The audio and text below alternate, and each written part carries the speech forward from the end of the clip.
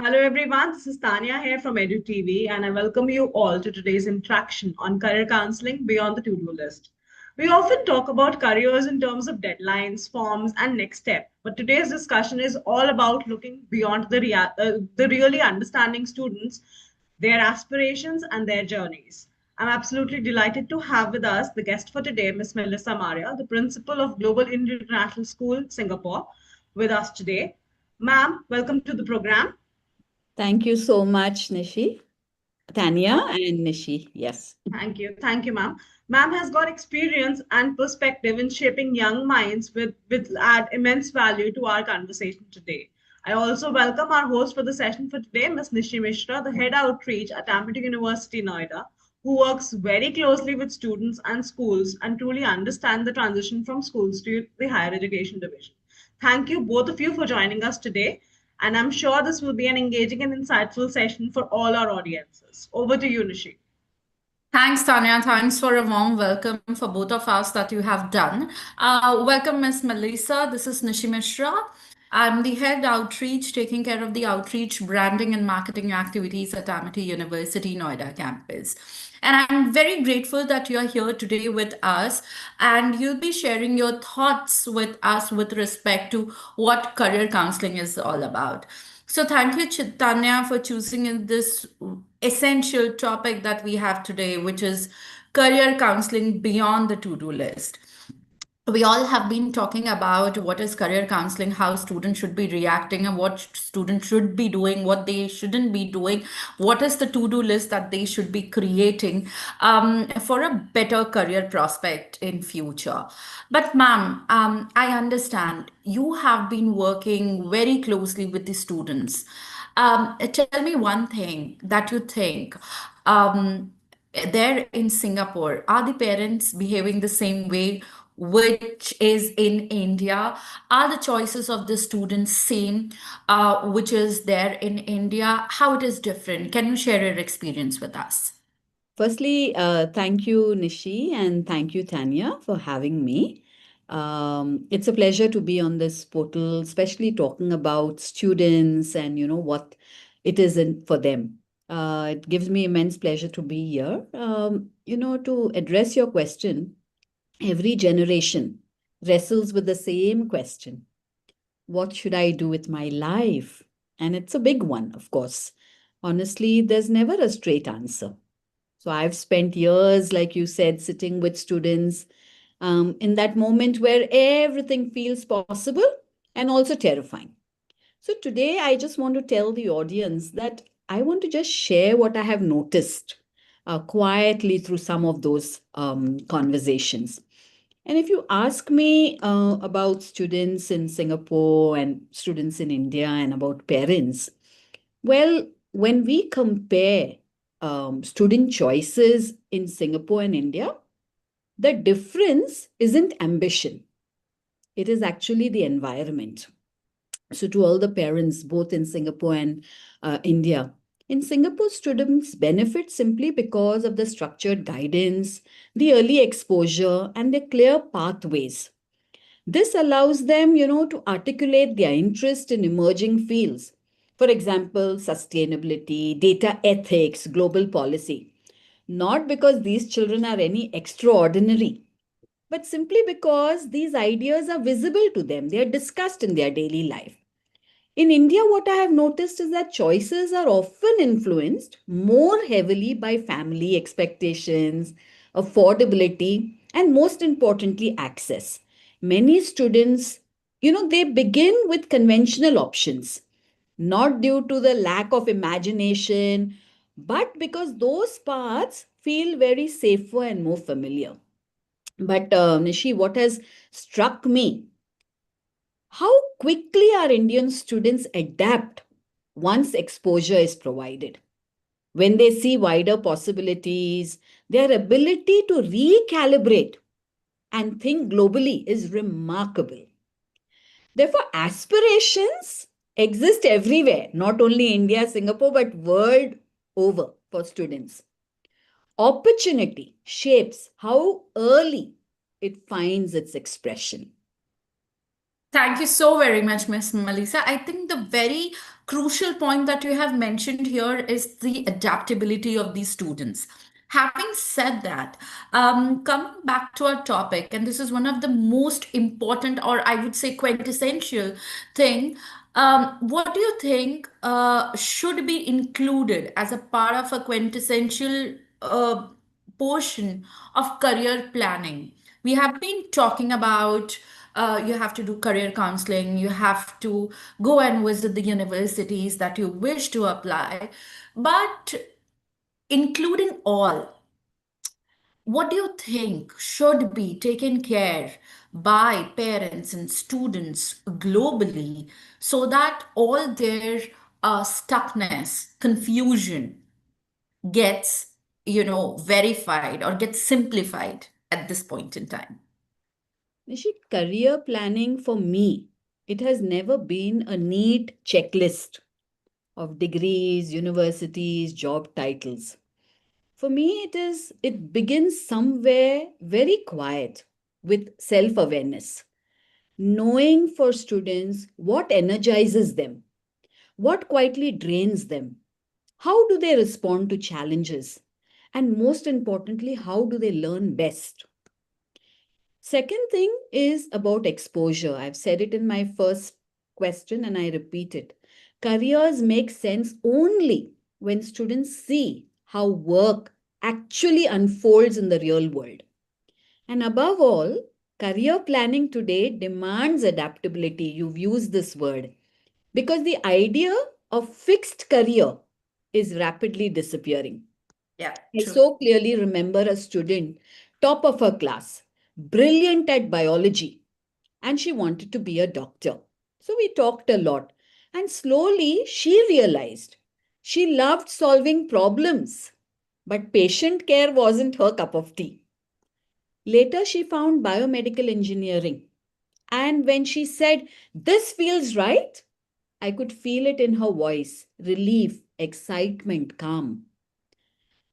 I can still remember another student, really struggling academically. And he thought now, no options. Then one fine day, there was a small internship that came his way. And suddenly it was the answer. Organizing people, getting things done, leading quietly. He hadn't known at that time that he was so good until he went and did that. Yeah, true. That experience reshaped his confidence more than any test could. Therefore, career planning is like that for me. Less about following a plan perfectly, but it's more about noticing yourself, trying out things, and then continuously reflecting before you making your final decision. Thanks, Miss Melissa. I think a very important point that you have mentioned here is that every child or student is unique, right? Their needs and the essential parts, how they create and curate, are absolutely different from the other person. And thank you for bringing up the experience of a student with us. Because many a time when I speak to student, there is one question that comes every time. And I'm going to ask you this question and take your experience on this. Should we have a parallel plan? Of course, we should have parallel plans. Every Yes. student should have parallel plans. And how do we create that parallel plan? Nishi, the parallel plan must be built on something that a student is well versed in. It should not be built on fear. The most effective parallel plans are those that are intentional and connected. Now, what do I mean by this? They should focus on transferable skills and adjacent pathways, not ones that are unrelated, like escape routes. I don't get this, I'll try that out. Now, what do I mean by this? I've worked with students aspiring medicine, right? And for their parallel field, what they have done is they have explored allied health sciences, healthcare policy, alongside their main goal of becoming doctors. Now, these paths that they are choosing, they do not dilute the focus. They strengthen it. So the learning is overlapped and there is understanding of healthcare that is deepened. But Nishi, we also have students who choose backups that have no connection at all to their original interest and original plans. And that's when you see confusion in students, self doubt in students. So, if you ask me, should students have parallel plans?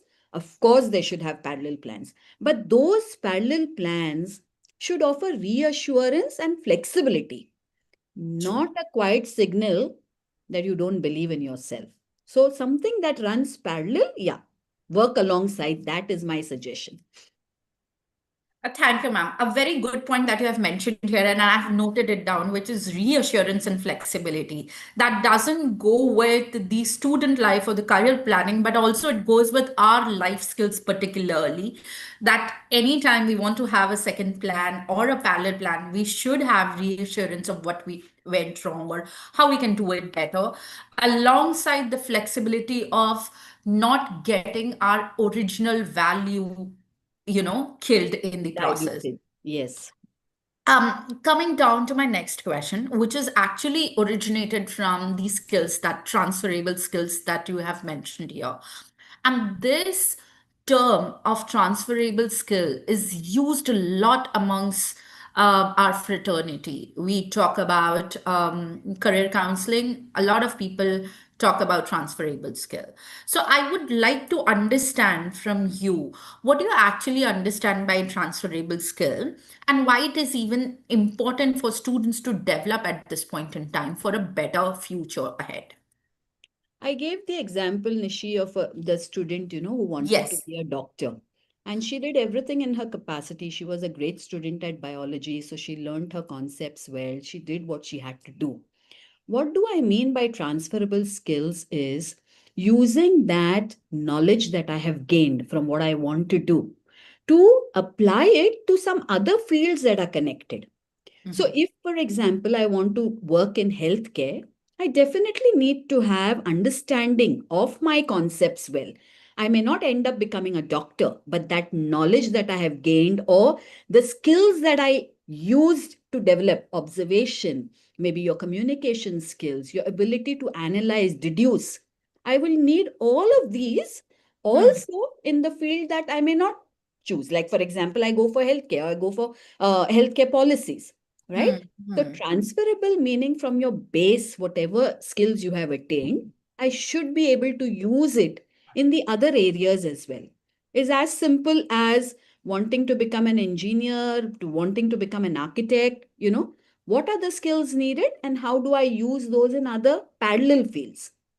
Now, for example, a student of biology who wanted to become a doctor, got all her required competence, her skills, and then suddenly decides I want to go and do finance, but had never taken up, say, math or statistics. Becomes a bit of a challenge, right? There, that skill gap comes in. Yeah, true. So I hope I've been able to clarify. No, very well. And I could relate to this because I was all throughout a science student. Coming from a family of doctors, I was also aiming to become a doctor, right? But when I did my grade 12th, I couldn't clear the entrance exam, to be very honest about it. And I did my graduation in biotechnology because my parents said that if you want to become a doctor, you'll have to go through this process.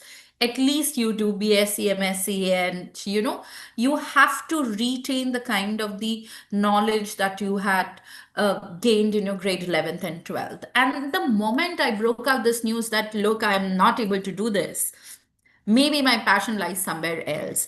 I can very well relate to this because the skills that I learned while doing sciences is now what I can use it in my career counseling and the kind of the work that I am presently doing. Strategy making, right? The kind of the strategies that I make are very analytical and critical.